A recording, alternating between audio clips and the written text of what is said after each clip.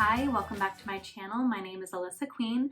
I'm a registered nurse and board certified lactation consultant, as well as the owner of Queen at Home Lactation Services. Today I wanted to talk about a topic that is really important to both breastfeeding and bottle feeding, and if you wanted to combine the two, and that is paced bottle feeding. Feeding a bottle, slowing it down, and letting it essentially be baby-led. Ideally, you would wait 3 to 4 weeks or until breastfeeding is well established before introducing other artificial nipples, but sometimes we need to feed our babies in alternate ways because maybe the milk isn't being transferred well from the breast. Maybe the lactating parent or the infant is having some sort of medical trouble where they're going to need either extra or maybe this is in place of a feeding. This skill can be used anytime you need to give your baby a bottle for any of those reasons or any reason whatsoever. This is just a really good skill for every baby, even if they are going to be exclusively bottle fed, whether that be with formula or express breast milk. This skill should be utilized by any time that you are feeding your baby a bottle. A couple things to know about bottle feeding in general and this skill is that you cannot give your baby a bottle and expect them to learn to breastfeed. If you are having breastfeeding trouble, I urge you to reach out to either a local lactation consultant or us at Queen at Home Lactation. We do online visits as well if you don't happen to be in our local San Antonio, Texas area. You're going to need to work on whatever issues you're having with direct breastfeeding because learning how to bottle feed will not lend itself to learning to breastfeed. You wouldn't want to teach a kid how to ride a bike and then give them a skateboard because it has wheels and expect them to then be able to learn how to ride a bike. This will not teach your baby how to breastfeed. However, this is a skill that you can use to keep your baby at the breast or let this feeding be baby-led when you have to supplement or be separated, or for some reason you're not able to just directly breastfeed continually. If the goal is still to directly breastfeed or you are wanting to express and give breast milk, anytime that you are giving a baby extra milk, that lactating parent will need to pump or hand express or in some way get that amount of milk out of their body to ensure this supply and demand cycle keeps going as it should. If you were to supplement a baby and not express the milk from the lactating parent, that person's body would think, oh, we don't need to feed the baby anymore, so I'm going to slow down production. And then you're going to have a supply issue even though the baby is still expecting a certain amount. Again, if you're having any trouble at all, I really encourage you to reach out to a lactation consultant. They can help a lot with any issues that you may be having, whether that be not quite getting enough, having a latch problem, anything like that. Please reach out to me or someone in your area. This video is a part of my prenatal education series. If you'd like to see the rest of the series, you can either click into the YouTube playlist that I will link here, or you can also visit my website at the link and find the entire workbook or in pieces if you just need to look or research certain videos, certain parts of the series. Before we really dive into the specifics of this paced bottle feeding method, I really wanted to kind of note some facts about bottle feeding in general so as not to over glamorize this process. A lot of parents might turn towards bottle feeding for certain reasons that aren't related to a medical need, and I wanted them to be fully informed. I see parents say in regards to bottle feeding, even if they're pumping milk, they like bottle feeding because they feel like they can know exactly how much their baby took in. I hear this a lot. I think it definitely has a lot to do with our kind of Western culture and wanting to kind of see things and have things be measured and kind of manipulated and controlled by us, the parent. But it's not true. Yes, you can measure how much you put into that bottle, but if that milk is pumped, just by nature of pumping and not directly feeding, there may be a bit of a fore-milk, hind-milk imbalance, or it may not be as representative as if your baby directly breastfed. Also, with bottle feeding, especially when not utilizing paced feeding methods, most babies will spit up or regurgitate or kind of get up a certain amount, and then you don't really know how much they got and how much they digested. If you are giving your baby formula or any kind of milk substitute that isn't human breast milk, there is also a bit of a digestive difference in that substance. Your baby's gut will have to work a bit harder to digest those, and there is a bit of a waste involved in that process. And we can't really know how much nourishment versus waste your baby is intaking from that total milk volume. Breast milk is much more digestible, much more readily utilized by the infant's metabolism. So yes, you can know how much you exactly placed into a bottle. How actually nutritional it is for your baby, we can't really know. Absolutely, it is crucial that our babies are fed and nourished. So this is not at all to discourage you from feeding your baby in whatever way that you would like or need to. But I just want you to be fully informed as we go through this. The last thing that I want you to know before we really dive into the exact steps of this method is something I see a lot in the kind of hospital, highly medicalized culture, is that we kind of view babies as these passive beings that need us to essentially force feed them. And that isn't necessarily true. We sometimes do have to give babies nourishment when they are not super receptive for medical reasons, but this process ideally, unless there's a medical issue happening, ideally would be with your baby, very highly involved, highly active. You're still looking for hunger cues. You're looking for your baby to be as involved as possible. Anytime you utilize an artificial nipple of any kind, whether that be a bottle, a pacifier, a nipple shield, anything that is in place of your actual nipple, there is a risk that your baby might have difficulty going back to the breast if that is your goal. My next video will be of other alternate feeding methods if you would like to completely avoid any artificial nipples, especially in the beginning. Caregivers generally prefer using a bottle to give a baby milk, especially if the parent is separated from them. Maybe it's down the road and the lactating parent is back to work and you're pumping, and then somebody at home is giving the baby this milk. Bottle feeding tends to be the preferred method.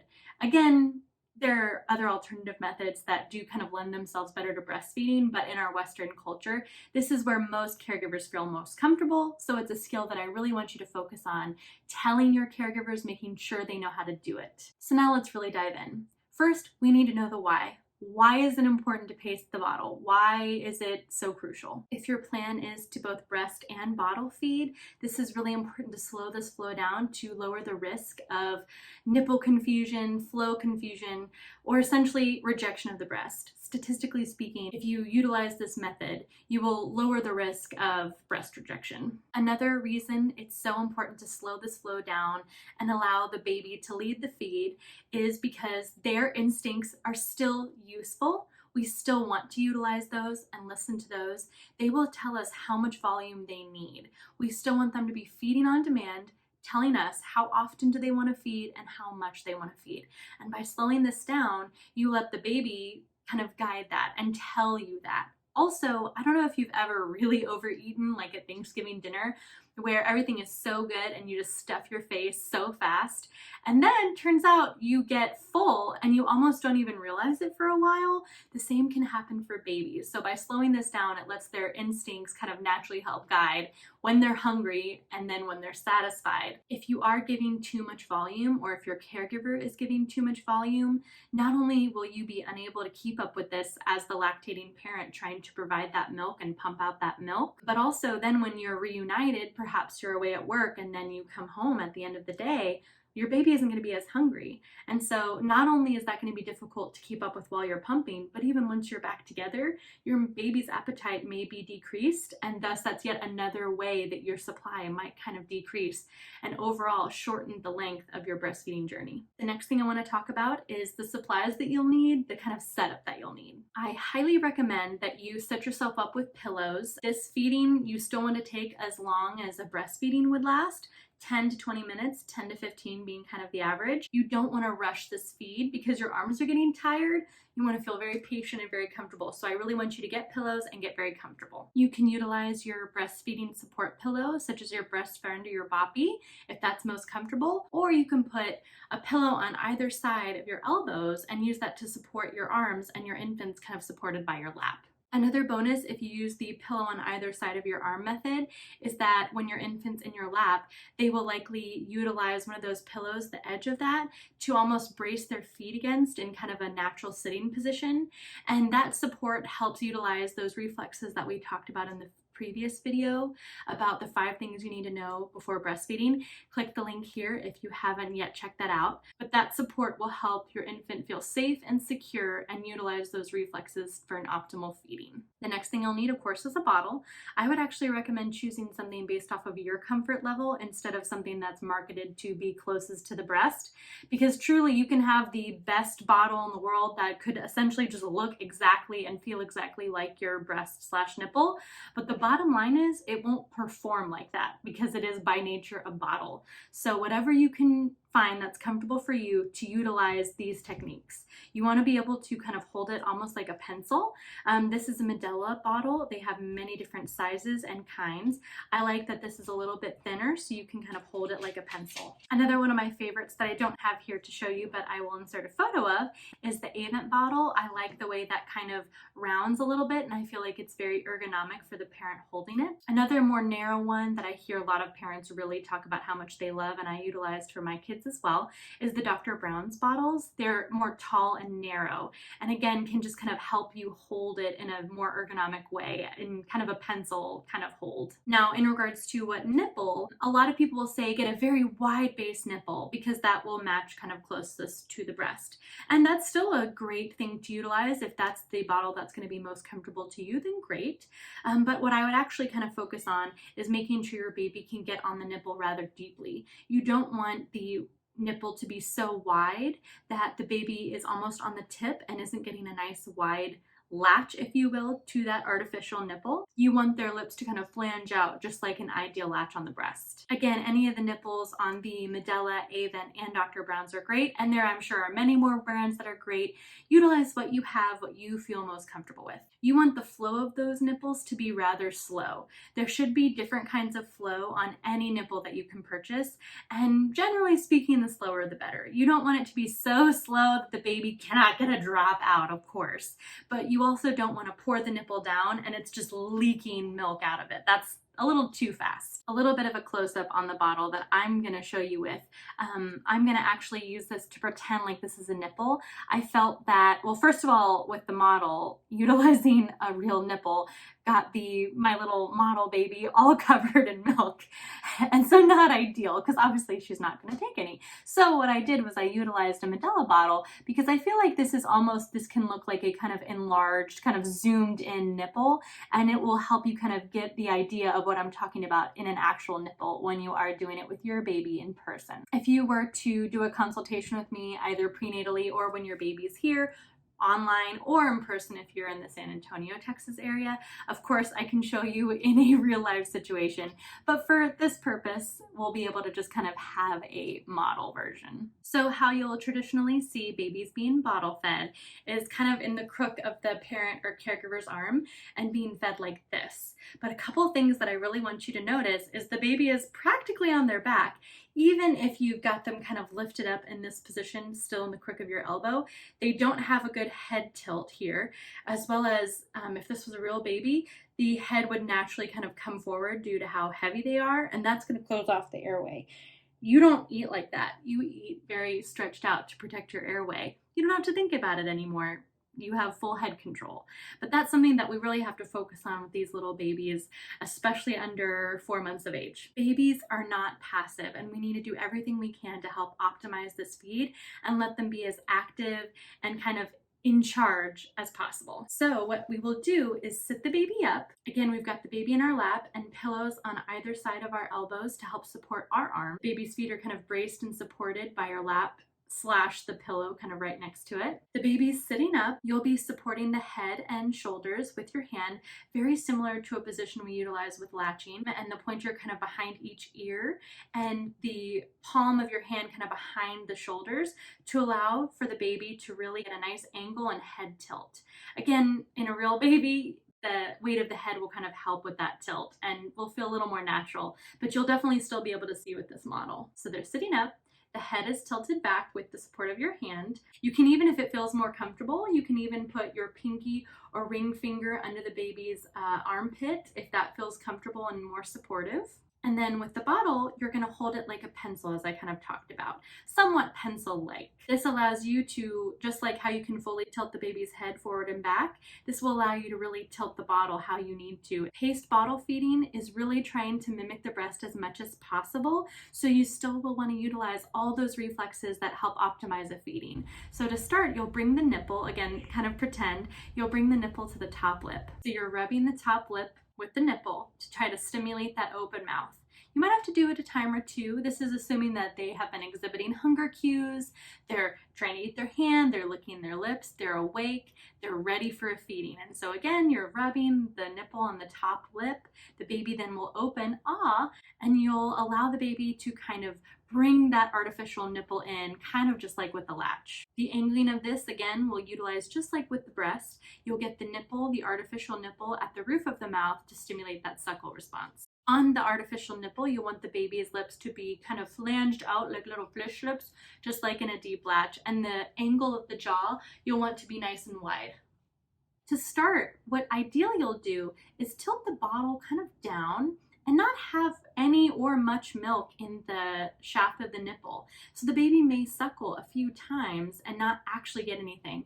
This does mimic the suckling at the breast. There are a few drops that the baby will get on first suckle, but not a full flood of milk like you could get at the bottle. So the baby can suckle once or twice and then slowly tilt the bottle up slightly and let a little bit of milk get in that shaft of that nipple and go towards the baby. You'll start to notice an active suckling pattern that you would see with direct feeding. The baby will kind of suckle, suckle, swallow, pause, suckle, suckle, swallow, pause. That pattern might change slightly, but you don't want the baby suck, swallow, suck, swallow, suck, swallow, suck, swallow really, really fast. That means that flow is too fast and you've maybe accidentally either tilted the baby back or the bottle up too much and you've got too much flow. So you'll want to make that more horizontal, even kind of downwards.